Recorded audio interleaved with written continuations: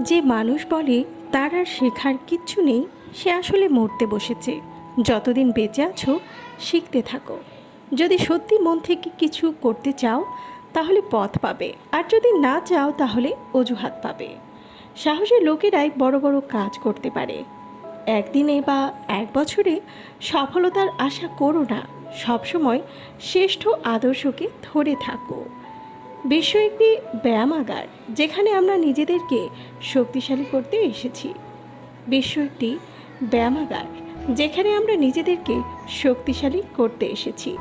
এমন কাজ করে চলো যে তুমি হাসতে হাসতে মরবে আর জগৎ তোমার জন্য কাঁদবে। আমি বিশ্বাস করি যে কেউ কিছু পাওয়ার উপযুক্ত হলে জগতের কোনো শক্তি তাকে বঞ্চিত করতে পারে না। শুধু বড়লোক হও না, বড় মানুষও হও।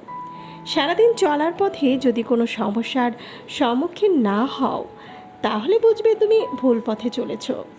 মহাবিশ্বের সীমাহীন পুস্তকালয় আপনার মনের ভিতর অবস্থিত।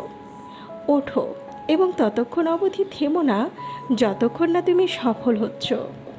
ঘৃণার শক্তি অপেক্ষা প্রেমের শক্তি অনেক বেশি শক্তিমান। নিজের ওপর বিশ্বাস না এলে ঈশ্বরের ওপর বিশ্বাস আসে না। যা কিছু আপনাকে শারীরিক, বৌদ্ধিক এবং আত্মিকভাবে দুর্বল করে তোলে, সেটাকে বিষ ভেবে প্রত্যাখ্যান করুন। জীবে প্রেম করে যেই জন, সেই জন সেবিছে ঈশ্বর। যে মানুষ বলে তার আর শেখার কিচ্ছু নেই, সে আসলেই মরতে বসেছে। যতদিন বেঁচে আছো শিখতে থাকো। অনুতাপ করো না। পূর্বে যেসব কাজ করেছো সেসব নিয়ে মাথা ঘামিও না। এমনকি যেসব ভালো কাজ করেছো তাও স্মৃতিপথ থেকে দূর করে দাও। দুনিয়া আপনার সম্বন্ধে কি ভাবছে সেটা তাদের ভাবতে দিন। আপনি আপনার লক্ষ্যগুলিতে দৃঢ় থাকুন। দুনিয়া আপনার একদিন পায়ের সম্মুখে হবে। প্রত্যেকটা ধারণা যা আপনাকে দৃঢ় করে সেটাকে আপন করে নেওয়া উচিত, এবং প্রত্যেকটি ধারণা যা আপনাকে দুর্বল করে দেয় তা প্রত্যাখ্যান করাই উচিত। শিক্ষা হচ্ছে মানুষের মধ্যে ইতিমধ্যে থাকা উৎকর্ষের প্রকাশ। যখন আমাদের মধ্যে অহংকার থাকে না, তখনই আমরা সবথেকে ভালো কাজ করতে পারি, অপরকে আমাদের ভাবে সবচেয়ে বেশি আবির্ভূত করতে পারি। অন্য কারোর জন্য অপেক্ষা করো না। তুমি যা করতে পারো সেটা করো, কিন্তু অন্যের ওপর আশা করো না। আমাদের প্রথম কর্তব্য হলো নিজেকে ঘৃণা না করা। উন্নত হতে হইলে প্রথমে নিজের ওপর, তারপরে ঈশ্বরের ওপর বিশ্বাস আবশ্যিক। যাহার নিজের ওপর বিশ্বাস নাই, তাহার কখনোই ঈশ্বরে বিশ্বাস আসিতে পারে না। কোনো জীবনই ব্যর্থ হবে না। জগতে ব্যর্থতা বলিয়া কিছু নাই। শতবার মানুষ নিজেকে আঘাত করিবে, সহস্রবার হোঁচট খাইবে, কিন্তু পরিণামে অনুভব করিবে। শেখার জন্য এটাই হলো প্রথম শিক্ষা। দৃঢ় প্রতিজ্ঞ হও যে বাইরের কোনো কিছুকে অভিশাপ দেবে না, বাইরের কাউকে দোষ দিবে না, কিন্তু উঠে দাঁড়াও, নিজেকে দোষ দাও। তুমি বুঝতে পারবে নিজেকে ধরে রাখার জন্য এটাই হলো সঠিক পন্থা। সব শক্তি আপনার মধ্যে আছে, সেটার ওপর বিশ্বাস রাখুন। এটা বিশ্বাস করবেন না যে আপনি দুর্বল। দাঁড়ান এবং আপনার মধ্যকার দৈবত্বকে চিনতে শিখুন। ইচ্ছা, অজ্ঞতা এবং বৈষম্য, এই তিনটি হলো বন্ধনের ত্রিমূর্তি। মনের শক্তি সূর্যের কিরণের মতো। যখন এটি এক জায়গায় কেন্দ্রীভূত হয়, তখনই এটি চকচক করে ওঠে।